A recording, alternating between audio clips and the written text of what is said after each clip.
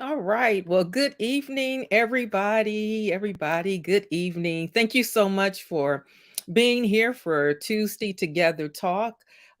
Throughout this month, we have been honoring the legacy of Dr. Rufus Burrow Jr., a man that I was fortunate to be able to call my husband. So, thank you all so much for joining me on this Tuesday. I'm Reverend Rebecca Burrow. I am the founder and CEO of Building Reconciliation, Inclusion, Diversity, and Gender Equity, also known as Bridge. You know that by now. And so we are just excited to be here on this evening. I'm going to start this evening alone. So that's how it was planned. So no worries. My guest will be here in about 25 minutes. Professor Nathaniel Holmes Jr. And I am so excited that he will share this space with me in just about 25 minutes. So most of you, if you read the description for tonight, you already know that tonight I want to just start off just sharing a little bit about what my experience and lessons I've learned over the past couple of years. As you all know, on August 24th, it will mark 2 years since my beautiful husband transition and from this life to life eternal. And so I just want to share some things that I've learned. And I hope that you all will come along with me for this journey. Please go ahead and get in those comments. I need y'all in the comments because I need for y'all to talk back to me. All right. Talk to me this evening. All right. And throughout the evening, you will notice me looking at different areas of the screen. Please don't think that I am not being aware of you all out there. But basically, I'm trying to run the technology from behind the scene. And I want to make sure that I put some of Dr. Burrow's books up on the screen so that you all can write them down and be aware of some of the writings that, some of the works that he invested his life into. So, Marcus Derek White, hello, hello. Anybody else out there? One of the things I want to go ahead and do as we are getting into this evening, I want for you all to start thinking about what is your legacy? And I'm asking that question, and I want you to put it in the comments. What is your legacy? I ask that question because as I honor the life and legacy of my husband, he invested so much into others. And I would love for you all to share with me what your legacy is. Um, Material things are great.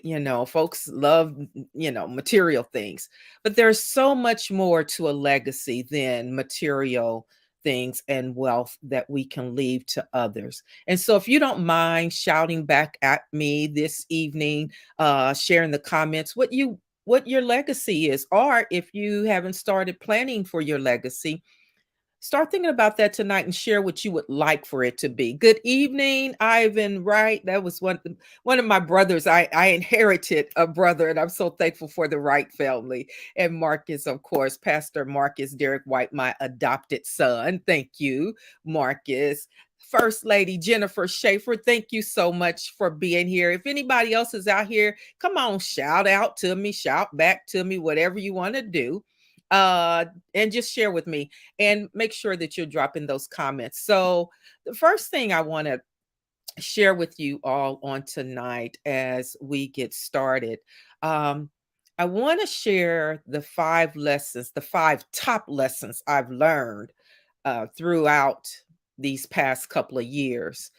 And the first thing I want to share with you all is that my faith informs how I grieve. And I say informs in the present sense because I realize that as much as I would like to be through the grieving process, grieving is a process, and there are days where I feel on top of the world and I can conquer any mountain and I can, run a marathon. And then there's other days where sadness sets in. But my faith informs how I grieve. So, what do I mean by that? I grieve without shame, guilt, or concern about how my grief is perceived by others.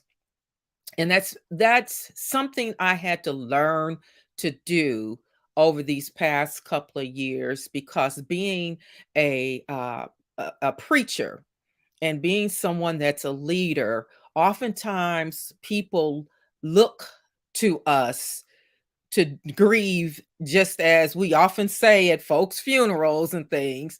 We don't mourn like those without hope. And so we take that scripture way out of context and don't make it applicable to our practical living. And so I've learned to grieve without being ashamed of grief, of being guilty for grieving.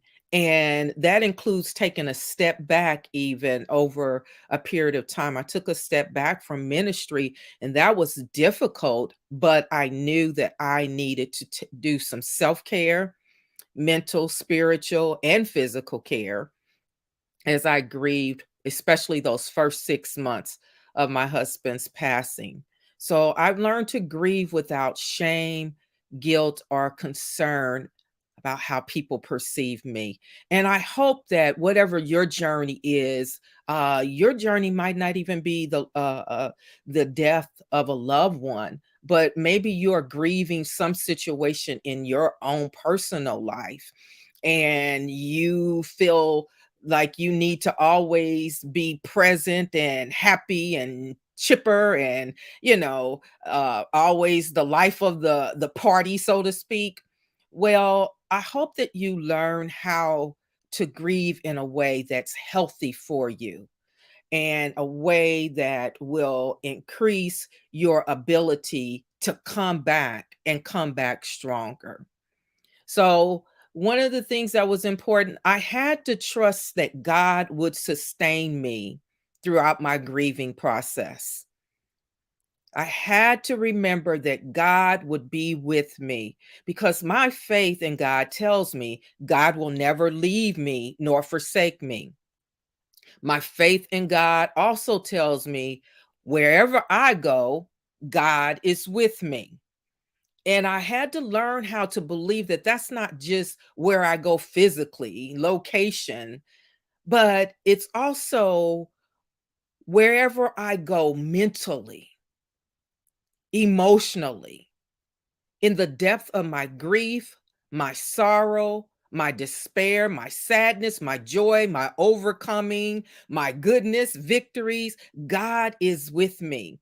And once I realized and remembered that God is not only with me, when I go to the store, and God is cover me from that perspective, but God is also with me. If I go into the darkest place of my life, God is with me. And because I know God is with me, I know that will not be my final place. That darkness will not be where I rest forever, but God will surely be with me to help bring me out. And so, as the scriptures tells us, even when I walk through the valley of shadow of death, I fear no evil, because God's wrath and comforts me. And so God is always with me. So I've learned over these past couple of years to be mindful of God's presence with me. So, second thing I've learned since my husband transitioned is my husband was my covering. And now I feel vulnerable. So, what does that mean? Well, some of you know that I had been single for about almost 23 years when my husband and I married. That was a long time to be single, independent, and doing my little thing, so to speak, in a sense where I was just independent. My friends, they used to tease me a lot and say that I just wouldn't let no love enter into my life. But when I did allow for that to happen, and when God put me in relationship with my husband, And when we made that covenant, my husband became my covering. Now, I didn't realize that initially, that my husband was my covering. And let me explain what I mean when I say that. I understand it biblically, but because I had been single for so long, it was really difficult for me to grasp that someone was covering me and I could rest in that and depend on that. And my husband was protecting me also. And so when my husband passed away, it was as if my covering was immediately lifted, and I felt it, and I felt vulnerable. And I remember talking to my pastor about it, and I shared with him, I said, Pastor, I just feel vulnerable. I feel exposed, so much so that I was afraid to go out in public, and I couldn't put my finger on what was going on with me. And my pastor helped me understand, and he helped me begin to comprehend what that feeling was that I was experiencing. And because my pastor helped me understand it, I was then able to start processing what it meant to lose my covering. So I don't remember feeling so vulnerable up until to that point, but it also reminded me that I had been loved, so much so that now my covering and my protector was gone. And I could easily rest in the negative part of that, is that my covering is gone. But then as I begin to heal and as God began to mend my broken heart, I began to rest in the fact that God blessed me to be married to a man that honored me, covered me, and protected me and loved me. And I'm so thankful for that today.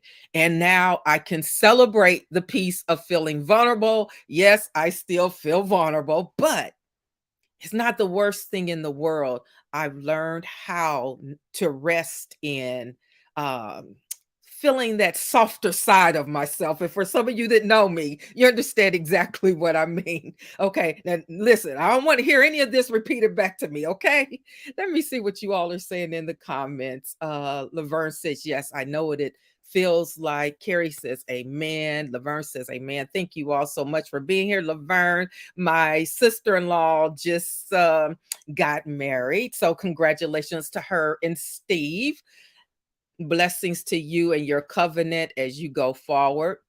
So let me get to the third thing that I realized about myself. I'm resilient. I kind of knew this about myself, but when Rufus passed away, there was a sense that I would never find a sense of myself again. Um, and to be honest with you, I'm learning that I will never be the same Rebecca, and that's okay.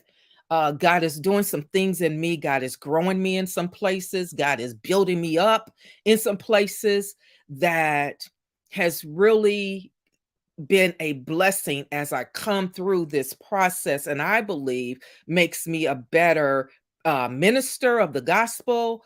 Also helps me be a better person to my friends, my family.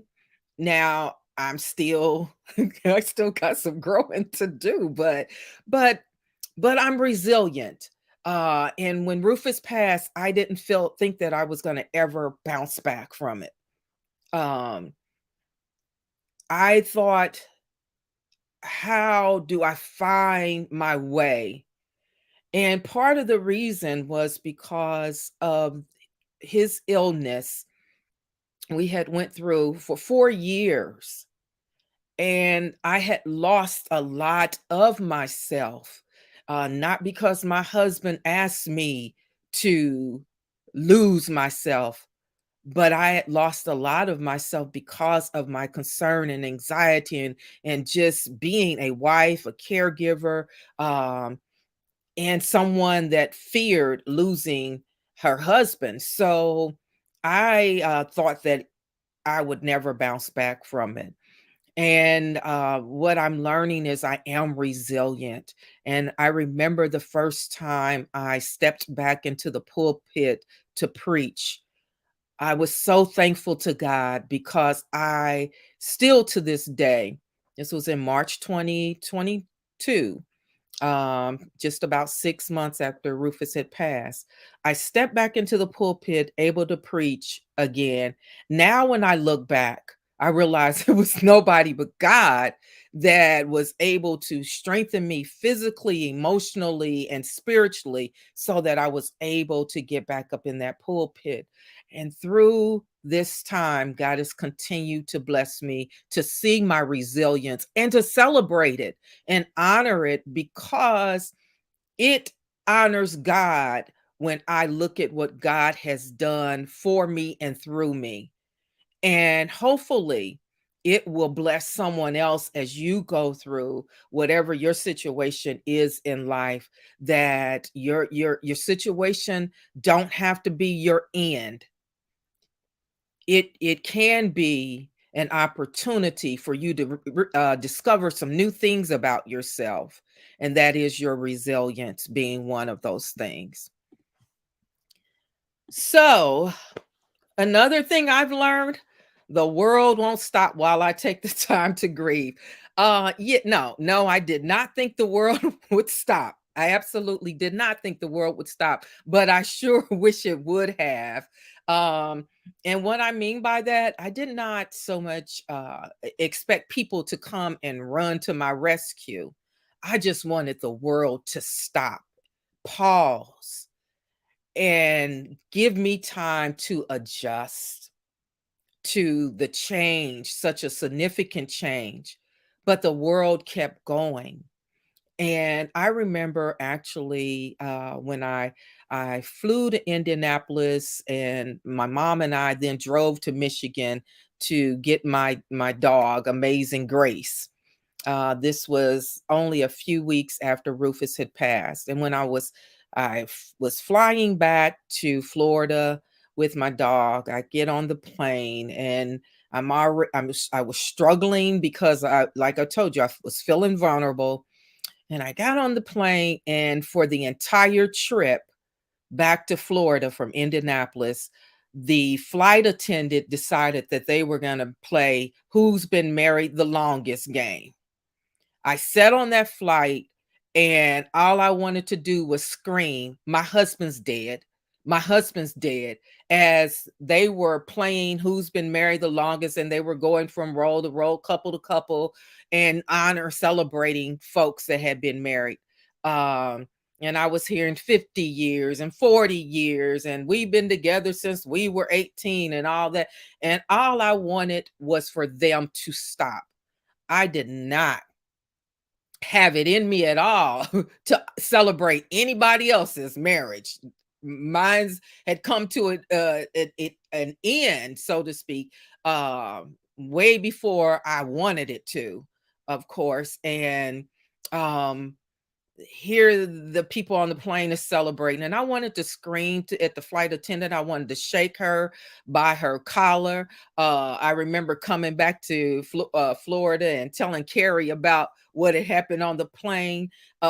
But I just really wanted to scream because how dare you sit and do this. So I wanted the world to stop. I wanted people just to stop for a few minutes and honor my husband. And of course, nobody stopped. I'm thankful though for the many friends I've had to come and visit me. They stopped what they were doing.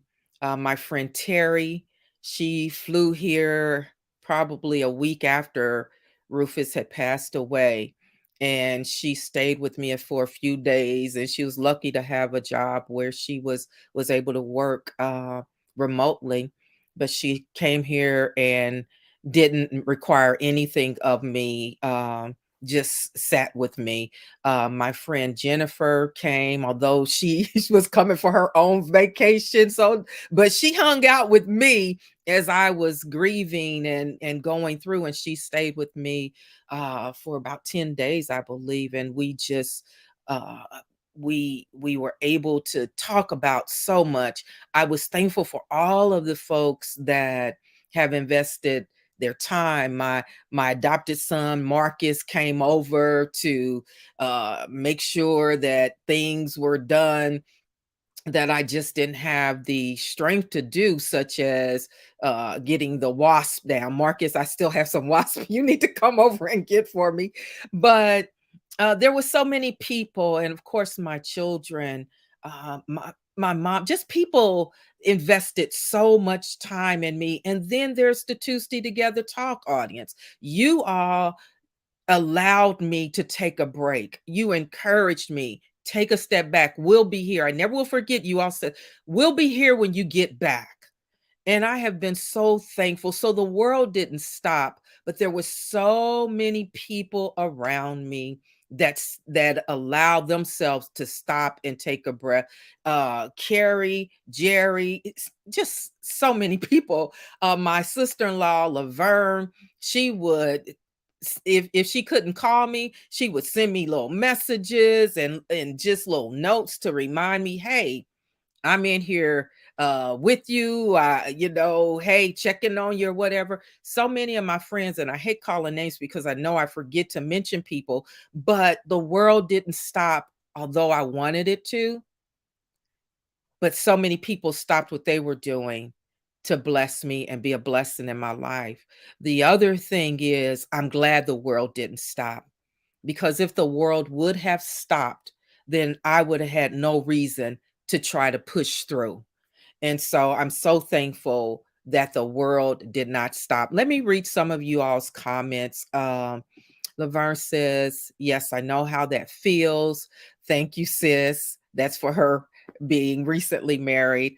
Vincent said, I'm glad that you're working through your grief and thanks for sharing your expensive. Thank you, Vincent. I miss you, Vincent.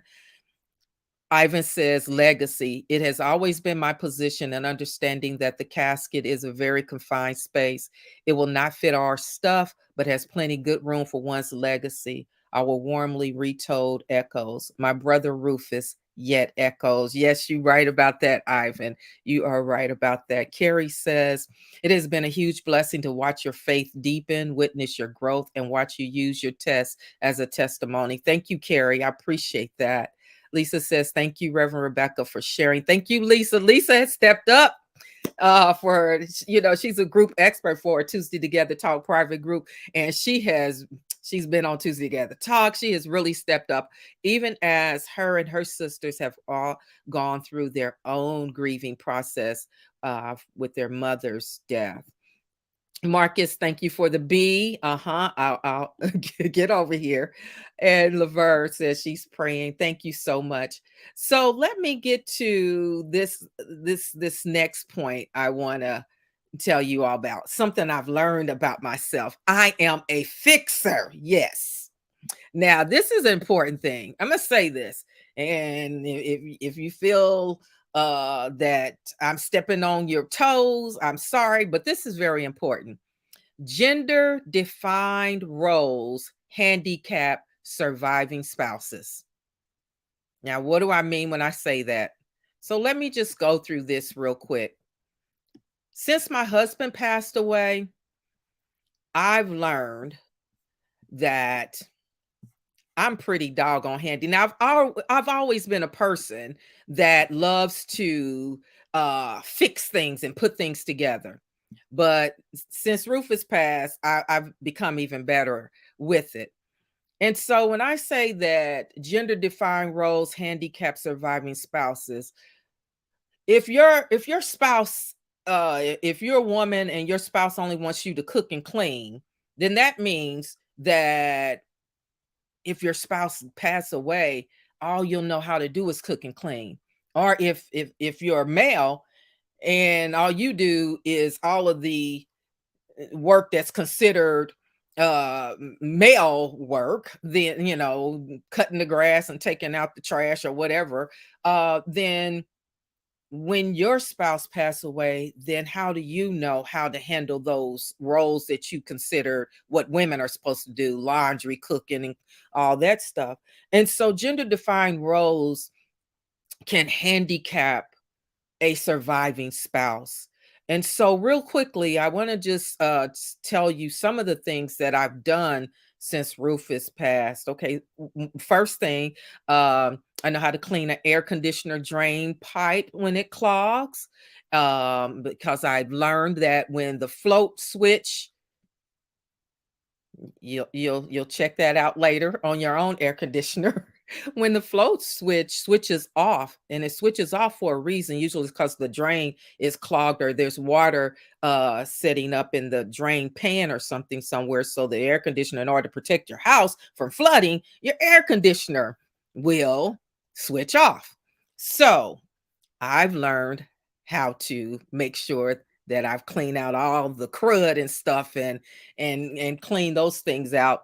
Of course, I changed my AC filters. I change them every 3 months as they're supposed to be changed. And so I do those things. I've learned what water hammer is. If your pipes at night, if you hear whenever you run in water or something in your house, or if you flush your toilet and all of a sudden your pipes sound like they shaking your house, listen, water hammer. You need to know what to do about that. When your toilet is whistling back at you, you need to know why. And so I've learned what those things mean and why they happen. And so I've learned how to make those repairs. We live in a fairly new house. Our house is only 7 years old. Is it that old? No, it's not 7 years old. It's 6 years old. But things still happen. And yes, I know some of you saying, well, I can call them, call somebody to fix all this stuff. Sure, you can. But when you are at home by yourself at 11 o'clock at night, and all of a sudden your toilet is whistling, you need to at least know how to silence it. So I've learned, something I've learned in the last few weeks. I've learned how to clean the lawnmower carburetor. The lawnmower hadn't been started since probably December 2017, and so it wouldn't start, so I had to learn how to get it started, and I did. And so I've been cutting my own grass again, because we had a lawn service for so long, but now I'm cutting the grass again, which is very therapeutic. I prune trees. I've learned. Now I'm working on something, you all. I'm replacing the carburetor in my edger. I've been trying to get my edger going, and I've tried to put off replacing it, but I want to take on the task of replacing. I've already taken part. I've changed the fuel lines in my car, in my edger, and the fuel filter on the edger, because I have a gas edger, thanks to my husband. I've learned the maintenance on the car and how to make sure that my car goes into service, which is something I knew how to do before. I know where the main water shutoff valve is in my, the one that shuts off the water from the street. You need to know that, because if your house ever starts flooding, you need to know where that is.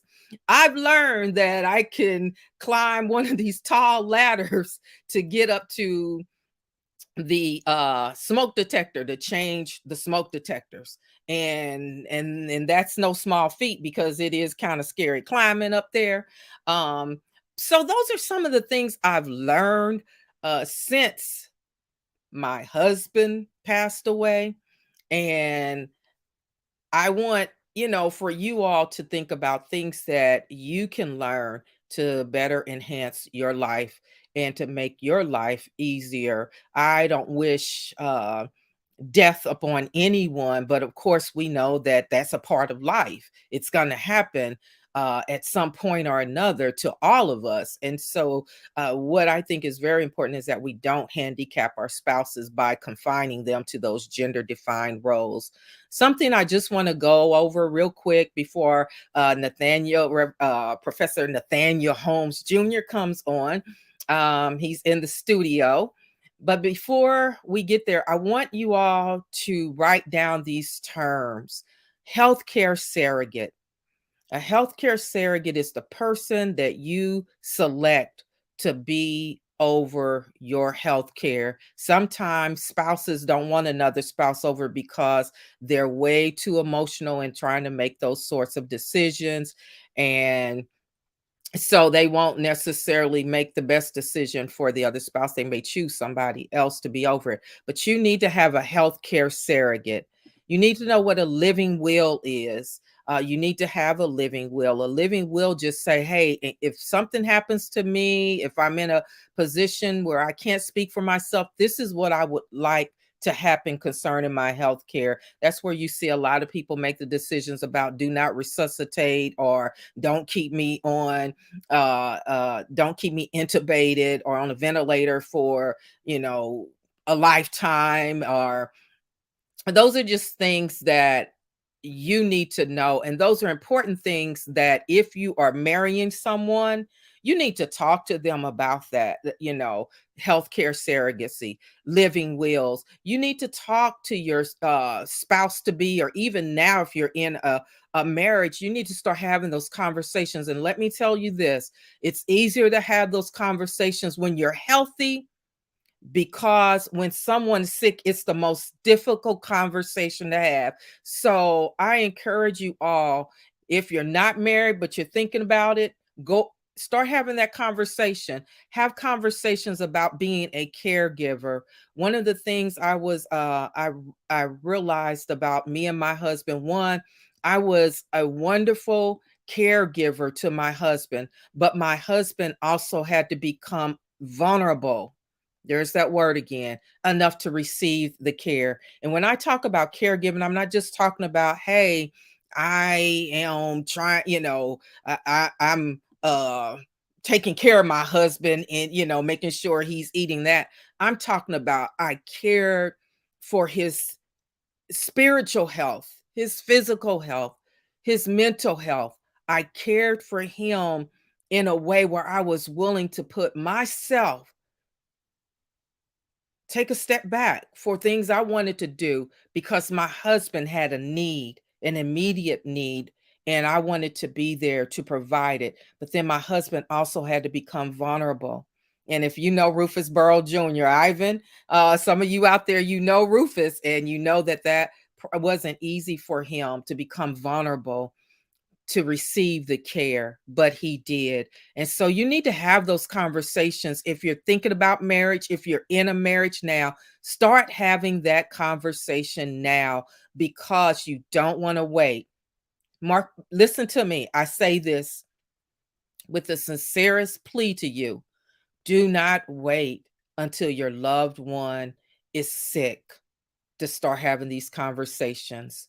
They're very important conversations for a marriage, and they can lead to the healthiest conversations that you'll have during your marriage. I'll read your comments, and then I'm going to bring my friend, my Rufus son, and I say son because that was the relationship they had. But I'll bring him into the studio. Jennifer says, God's grace is evident upon your life. And I'm grateful you continue to inspire. Thank you, Jennifer. Go ahead. Was I preaching, Jennifer? Okay. Lisa said, God bless my dad. He and mom were married for 63 years. Yes. Mom's role was always inside the home, and dad was the handyman and breadwinner. So since mom's passing, my sister and I have been hosting Home Economics 101 for my dad, who never had to cook, wash clothes, clean house, or grocery shop. So yes, gender defined roles really do handicap the surviving spouse. And I'm so thankful, Lisa, that you and your sisters are there and able to take care of your dad. And now you're also teaching him, though. And so that's a blessing. Jennifer talked about the HIPAA waiver for adult children, your medical power of attorney. All of those things are things you need to know. And those are things that I knew about, thank God, before we entered into the process.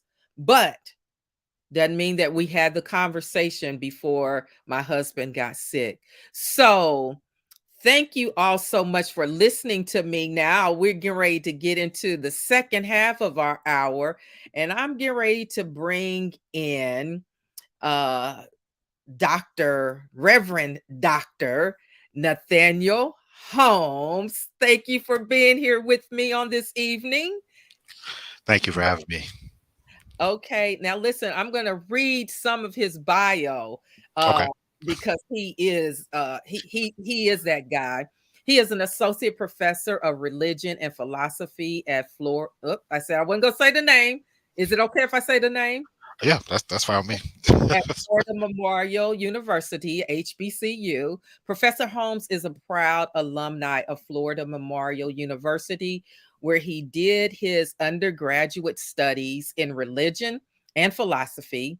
He also has a Master of Theological Studies from Christian Theological Seminary in Indianapolis and a PhD from St. Thomas University in Practical Theology. His research interests include practical theology and society, religious diversity and interfaith dialogue, philosophy of religion, theology of Paul Tillich, and American pragmatism, particularly the philosophy of Charles Peirce. He is the author of numerous articles and conference presentations. He is a member of several academic societies, including the North American Paul Tillich Society, College Theology Society, American Academy of Religion, Black Catholic Theological Symposium, and the Charles S. Peirce Society. He currently serves as the program co-chair of the Philosophy of Religion section for the AAR Southeastern region, co-chair of the Philosophy of Religion section, and at-large board member for the College Theology Society, and as a board member of the South Asian Journal of Social Sciences and Humanities. In addition to his scholarly pursuits, Professor Holmes has numerous credits in community activism. Through his church involvements, he has engaged in food distribution drives, hurricane relief efforts, and served on committees in organizing community protests against police brutality, voter suppression, and gang violence. As a member of the MCCJ Interfaith Clergy Coalition, Professor Holmes works with clergy throughout South Florida to aid in community conflict resolution, building inclusive communities, humanitarian efforts, and supporting youth programs. Welcome, Dr. Holmes, to Tuesday Together Talk. You all give Dr. Holmes a Tuesday Together Talk. Welcome by dropping your comments in the comment section. And remember that tonight we are continuing to honor the life and legacy of Professor Rufus Burrow Jr. And by doing that, I want you all to tell me, drop it in the comments section, what is your legacy? Now, Professor Holmes, how are you this evening? That's a bit of a loaded question, but I'm doing good. Thank God. I thank God for being here and, for sustaining me and helping me thrive despite, everything that's going on in the world. So, how are you doing this evening? I'm doing well. I'm just so thankful.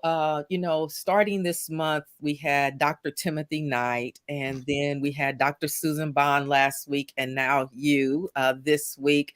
Listen, we got some fire in the house over these past few weeks. So I'm just so thankful that you could join me in having this conversation. And when I talked with you, you didn't hesitate, although I was saying, hey, you got enough on your plate. You don't have to. And you said something to me. You said it will do me good to talk about Dr. Burrow. So let me jump into our first question. What was your first impression of Professor Rufus Burrow Jr.? Well, my first impression was that this guy is very serious. So serious would be the phrase. I tell this story a lot. When I first got to Christian Theological Seminary, I wanted to go see my professors and grab the syllabi early, buy the books early. Really get started. I wanted a strong start. I received some syllabi from some professors with no problem, but when I came to Rufus Burrow Jr., I asked him for a syllabus. I got a conversation. He told me, "Please come in and sit down." So I knew I was in for it right away. And it was the way he did it, I wasn't afraid of him, but I respected him immediately. I Yes. knew that he was serious by education. I knew he was serious about his work, about the work of the scholar. He asked me what my pursuits were, what my intentions were, what I hope to accomplish. He took a real interest in me from that moment forward, and so I greatly appreciate that. But the first thing was serious. I was like, man, this is my professor. I'm going to be in for it. I knew right away. I knew right away. But that was my first impression. Mhm. Seriousness, but also one of somebody who took a genuine interest in me. Yes. Yeah. Yeah. Yeah. I think that that's the thing that so many of his students and the common theme that Timothy and Dr. Knight and Dr. Bond has shared over this month is that he was very serious, but he took an interest and he invested in his students. And so, for those of you all, as you're thinking about what you want your legacy to be, perhaps that might be one of those things that you put down. I want to invest, I want to make an investment into the lives of people, no matter what your job is, where Mhm. you are. Try to make an investment in the life of someone that is around you. So, so August 24th marks this 2 years since Dr. Burrow's passing. And I want to ask you, what do you miss most about your your teacher, your mentor, your friend, your adopted dad? And before you answer that, one of the things that I appreciate so much about you, Nathaniel, is that uh, you have not forgotten Rufus' birthday because you Right. call me every year. And I know even when we first got married, I realized that you called every year That's right. on his birthday. And so I appreciate that so much that you continue to call me just to check on me on that day. And so I thank you so much for that. But what do you miss most about him? First, it's hard to believe it's been 2 years. But what I miss most really is his voice of reason, his voice of encouragement, sanity. So often, when I talk to him, usually I have some kind of problem, you know, something I'm dealing with, and my mind is just clouded with issues, and I'm uncertain about, my career or, certain aspects of life, and just his words and of of advice, and and I miss being able to do that. I miss being able to just being able to call him to get his advice and his opinion about things. So often now, and I've had to explain this even to some of my students. They call me, and I realize sometimes, I don't have, I have other mentors. Don't get me wrong, that I do call upon, but honestly, there's no replacing Rufus Burrow Jr. And that's what I miss the most. I miss the most, just am able to give me the advice that I need to always, help me to focus, help me to push on, move forward, keep at it. As you want to say, Yeah. you got to keep going, got to keep at it. Got it. Right. Yeah. Right. So, yeah. So that's what I miss the most. Yeah. Yeah. That's you said you missed his voice, and I'm pretty sure that you weren't just talking about that the vocal part of Right. his but his voice, especially with so much going on in our world, Mm. that voice that would look at all the things that's going on and speak truth to power, Right. but also have a very clear sense of what he believed God would say, or what God is saying through the word of God, through those prophets Certainly. about these situations. And so those are those conversations I miss having, how he could make everything, whether biblical or whether from scholars, make it so practical. Yeah. Yeah. That you can live it out. I mean, he was all about that. Certainly. And we certainly miss his prophetic voice during this time. Certainly. Yeah. Yeah. Yeah.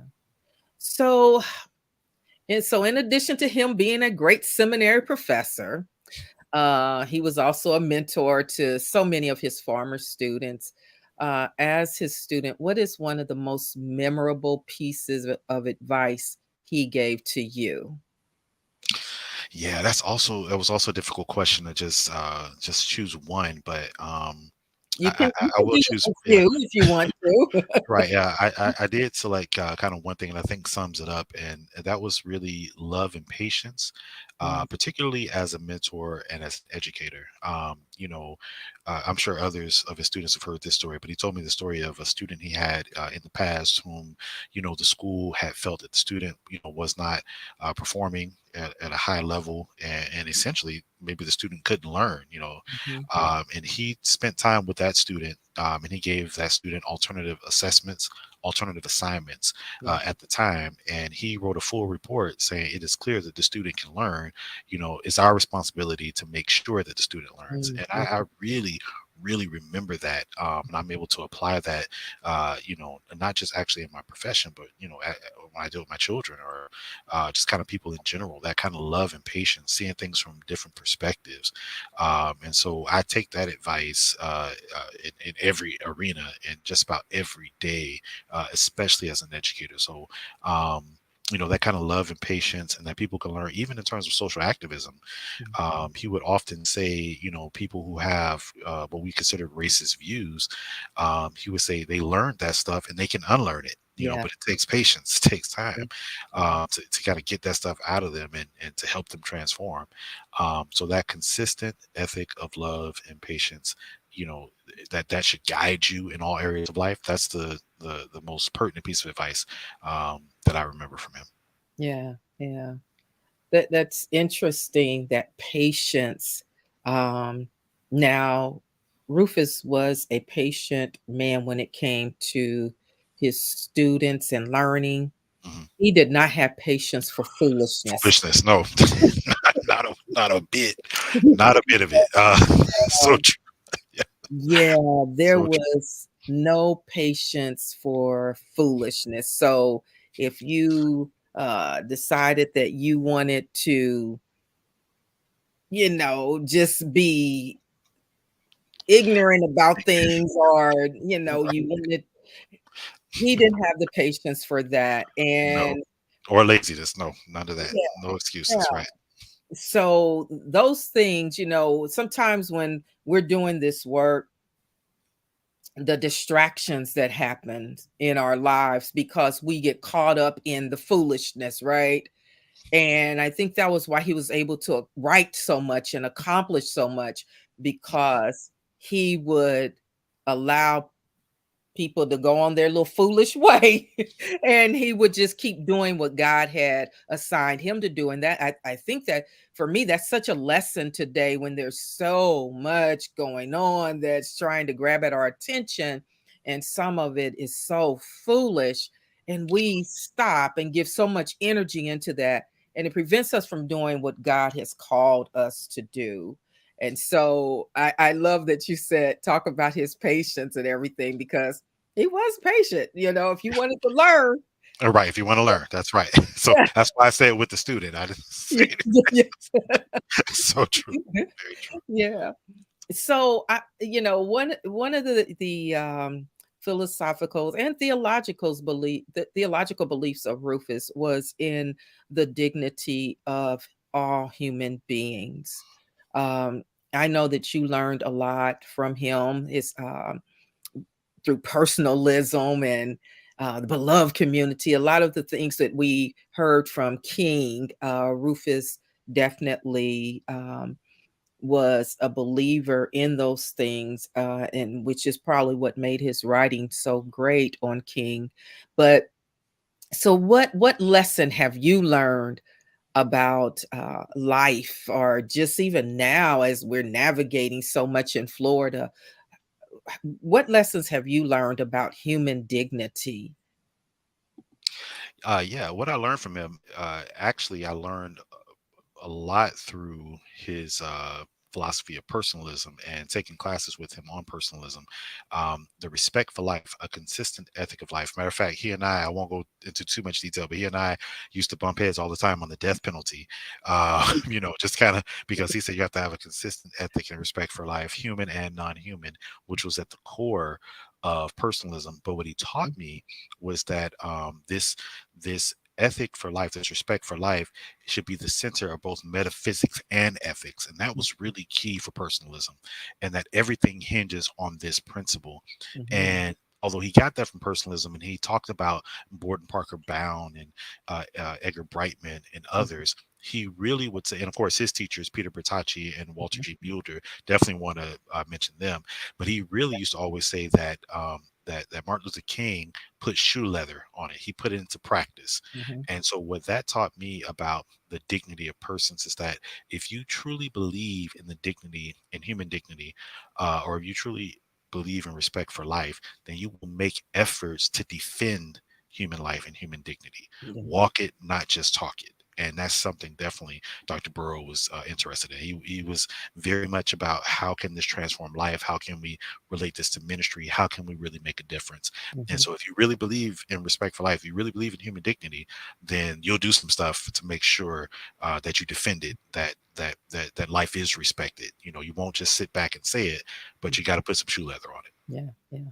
And we see that in a lot of the work that I read from your bio, that you have been able to transfer that knowledge into the practical approach to ensuring that human beings are treated just through the work that you have been doing over, not only as a professor, but also a minister of the gospel, and also as a social justice activist. And so I see those teachings now exemplified through your work. So answer me this question. This was not on our list of questions. Okay, Okay. I'm ready. So prior to meeting Rufus, did you already have a sense of your social activist, or your passion for social justice? Yeah, I did. My pastor, Bishop Victor T. Curry of New Birth here in Miami, has always been very much involved in social activism. Mhm, That's why I was able to engage in myself, working with him, on his staff, and helping to plan a lot of those events and activities. So I had that sense already. And plus, in undergraduate, I was able to, study Black theology and these things. So I had that kind of sense. mhm, Part of what I guess I was missing was that, that kind of metaphysical component that it's ingrained. There was always a question about how, thought and action correlate. Even now, people make a distinction between kind of thought and practice, or theory and practice, and so on and so forth. But in personalism and with Rufus Burrow Jr., there was no distinction. It is, it's one and the same thing. It is at the core, as I said before, of reality, that how we live yeah, should be reflective of our dignity and respect for life and social activism. And so that's the part I was really missing, that I was able to gain working with him. yeah. Yeah, I think that's the difficult piece for so many today, that they talk it. And so we see that. I mention this all the time. We see so many people quote King without understanding King's theology and philosophy, Right. right? Absolutely. Um, I even heard one of those folks down there in a school not too far from me, talking about human dignity as they were firing presidents and professors and everything because their beliefs did not align, and Right. now have really ostracized the students, and have taken a school that was welcoming and affirming. They have now taken it to a place where the students have to, um, I'll use their word, now they're trying to indoctrinate students. Exactly. Okay. So Exactly. it's so interesting that so many people talk about human dignity, but they really don't practice it. And they really mean only human dignity for the people that they associate themselves with. They're the only ones that's deserving of it. And so there's a lot of work Yeah, to definitely a be lot. done. A lot of work to be done. So um I want to, we don't have much time, and I'm glad that you were able to come and spend this time with me. But let's look at the church, since now we're dealing with a we're dealing with so many states now, Florida being the ringleader, have decided that Black history it shouldn't be taught except for in this ways that acknowledge these two made up positions about it. And now I see Arkansas has they're following suit. Um, but I'm also looking at a lot of the disparities and things that's occurring in healthcare economics.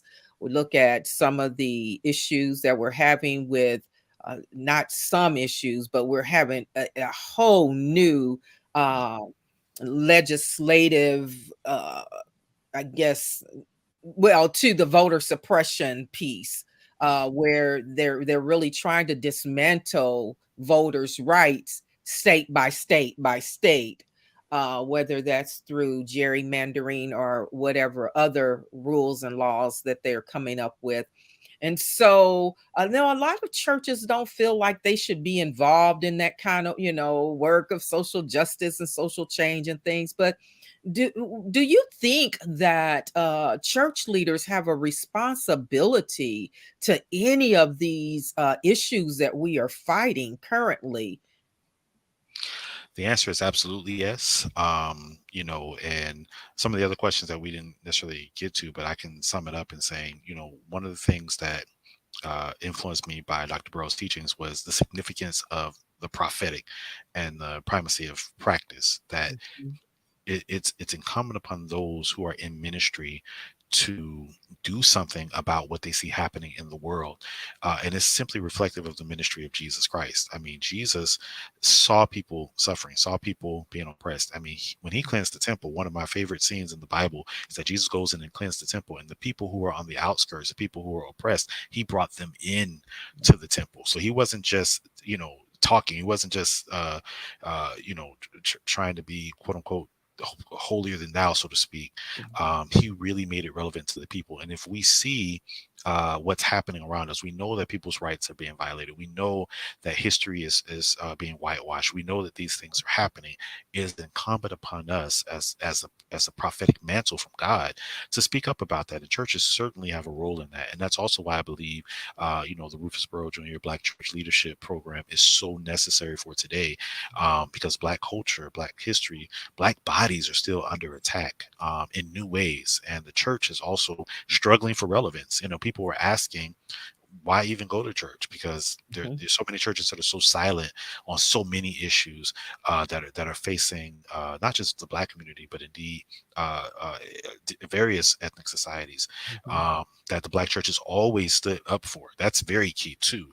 It's the Black church because it focuses on Black people, and that should still be the focus, I argue. But our progress has always been beneficial to everybody else, and so the church is necessary for that, and the church should be involved in that. And I think church leaders are experiencing a new world with new challenges, and they too are looking for resources mhm, that can help them as they seek to address, especially newer church leaders who definitely want to get involved. And so, yes, I think that the Black church is called to continue to fulfill this prophetic role, and I think that something like the Rufus Burrow Jr. Black Church Leadership Program can certainly help in addressing that and mhm. training, get people ready for the fight.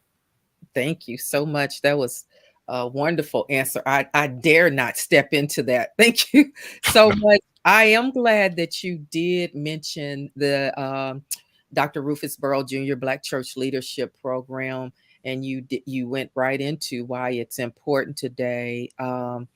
And so I just want to remind the audience, if this is your first time tuning in, I'll tell you that we have been working diligently and hard for the last 7 months in developing the Dr. Rufus Burrow Jr. Black Church Leadership Program, which will be available courses will be available hopefully starting at the first of the year, not hopefully, but they will be available.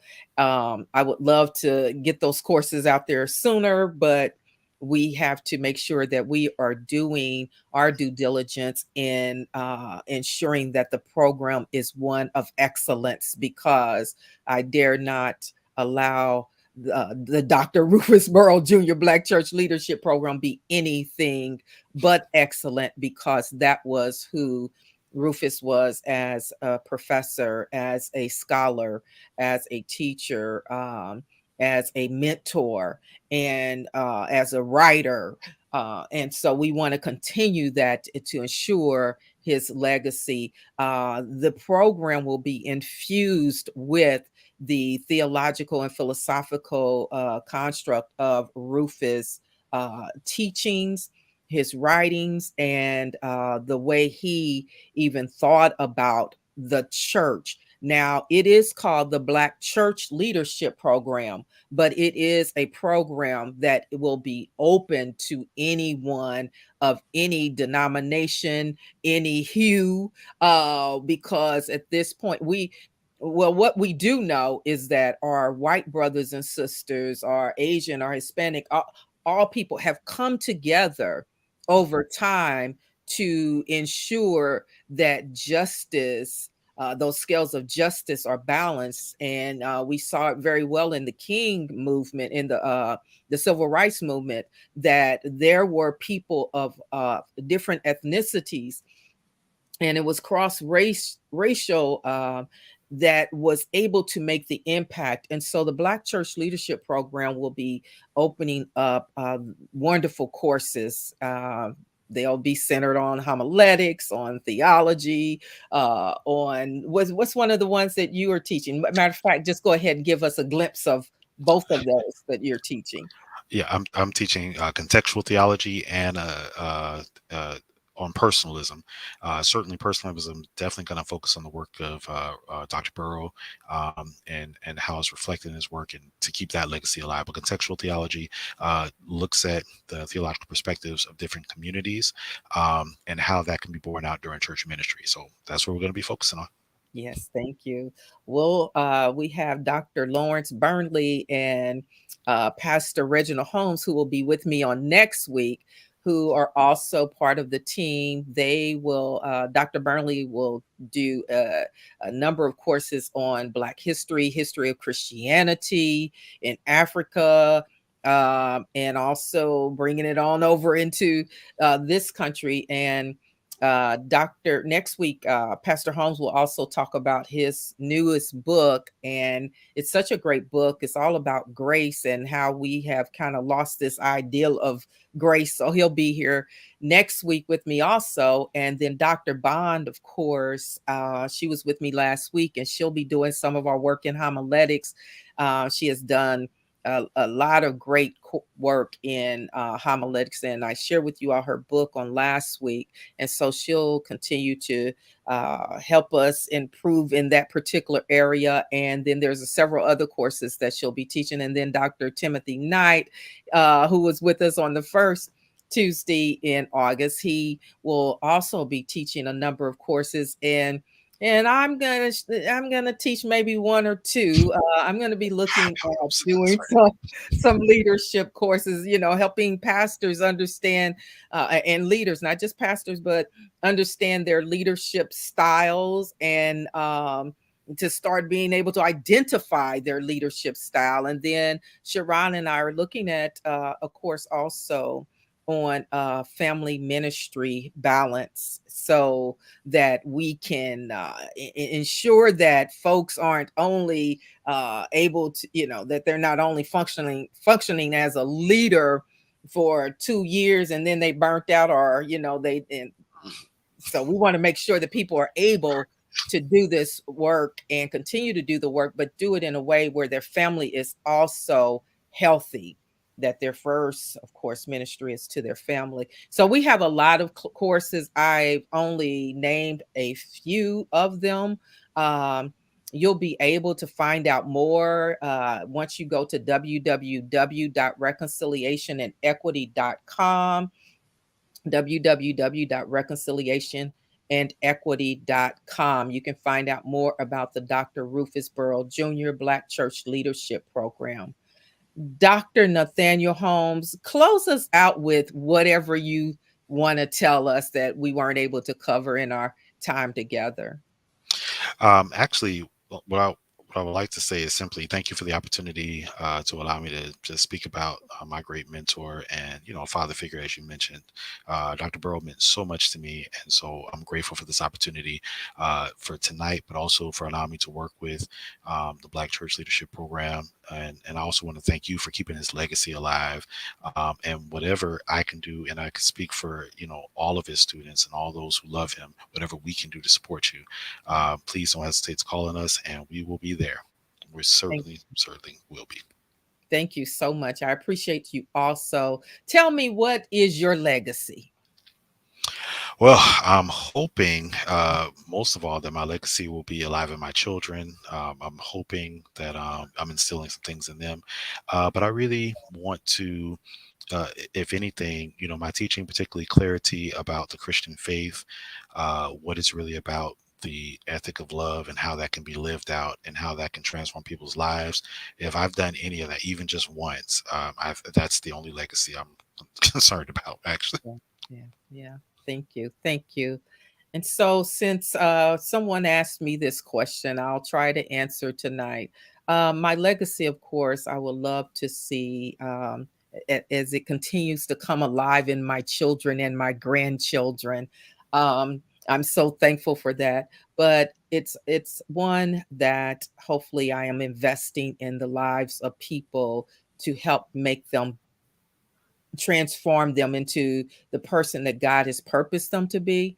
But I also want to make sure that when people spend time with me, that I provide a listening ear where they feel heard, where they feel compassion, where they do feel that I recognize their human dignity.